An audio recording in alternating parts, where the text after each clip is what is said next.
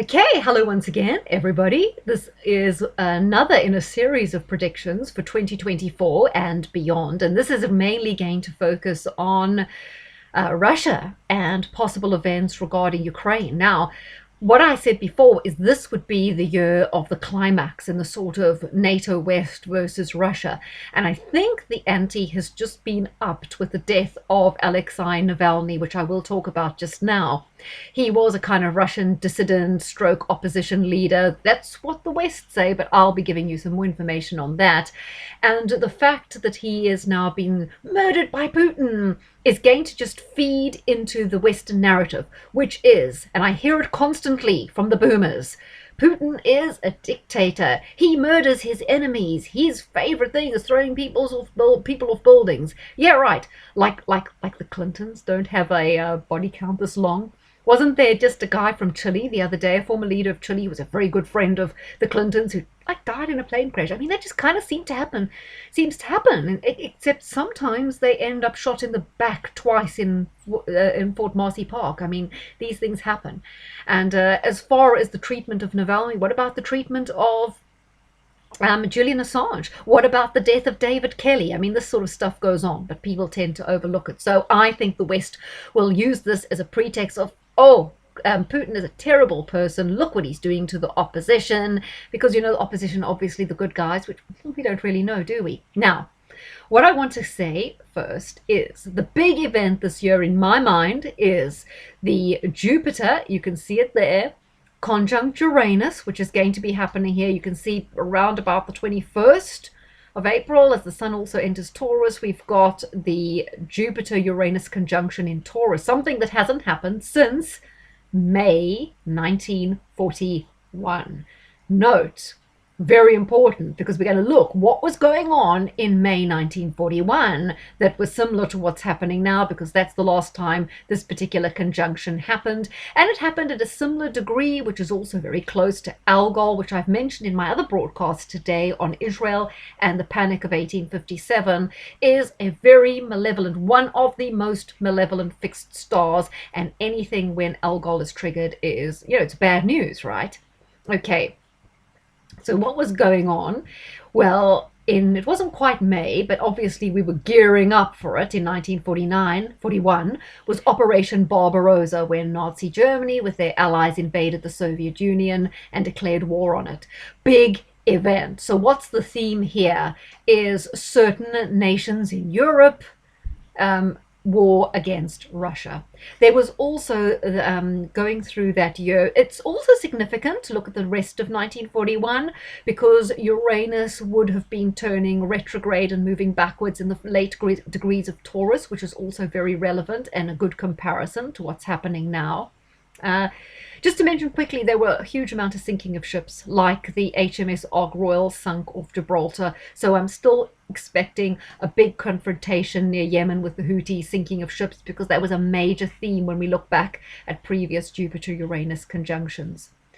Another key thing that happened that year was the Battle of Kiev, which was an unprecedented defeat for the Red Army and was more damaging even than the Battle of Belstok-Minsk. Okay, there was the encirclement trapped 452,000 Soviet soldiers. It was serious, this. And despite being referred to as the Battle of Kiev, the city of Kiev itself played a small but peripheral role to the overall battle, which was taking place over a large area in eastern Ukraine, very similar to now.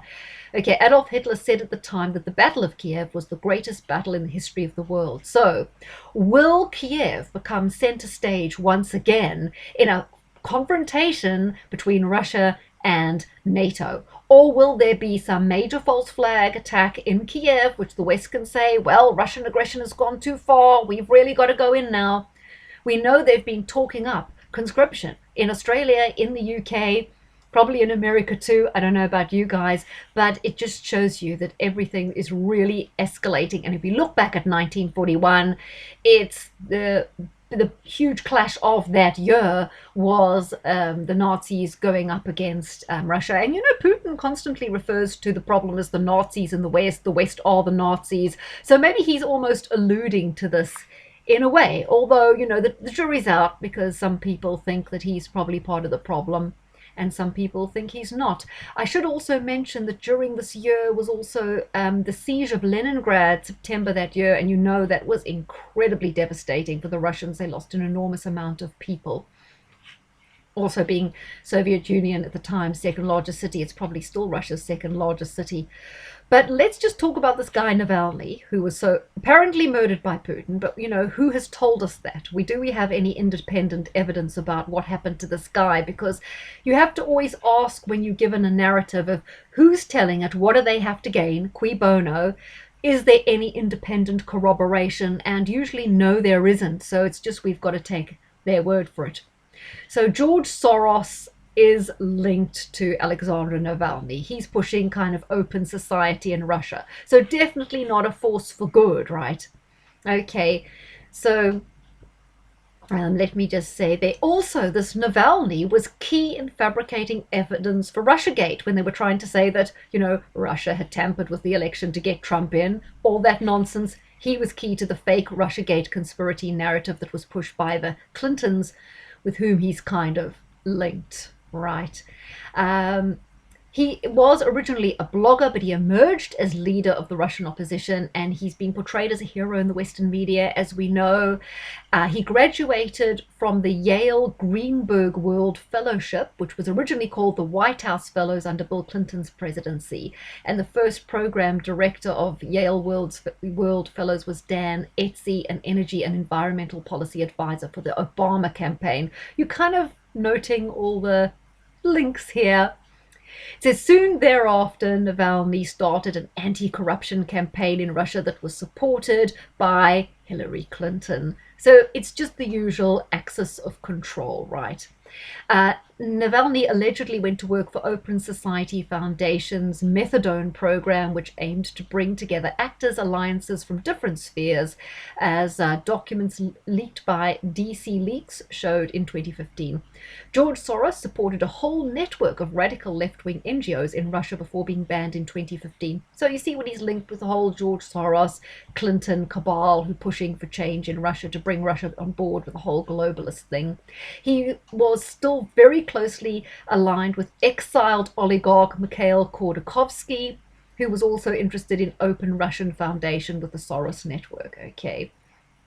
So Khodorkovsky was one of the original oligarchs who were made rich by the scheme hatched by the Harvard people. I think it was Summers, Lipman, and I can't remember all their names, but there was a group of people in Harvard who created a restructuring plan for the Soviet Union as it transited to capitalism. And this plan basically involved the handover of Russian assets to 9 oligarchs, and people then emerged like Boris Berezovsky, and also the former Chelsea guy, Roman Abramovich or whatever, as key players. But Putin kind of made a deal with the oligarchs. It was either, they submit to certain taxation or they get out. And yes, he did go hard at people on, like Kolomoisky. So the fact that Navalny is on the side of the oligarchs who were put in place to bleed Russia down when it was down and out under Boris Yeltsin, sort of the analogy George Galloway always used is the West was picking Russia's pockets while it was flat on its back drunk